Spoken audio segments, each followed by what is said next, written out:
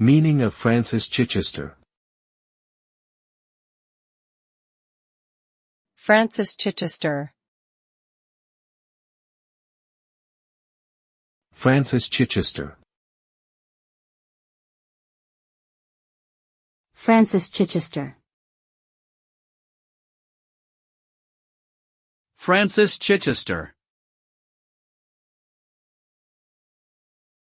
Francis Chichester was a British aviator and sailor who achieved global recognition for his solo circumnavigation of the world in 1966–67.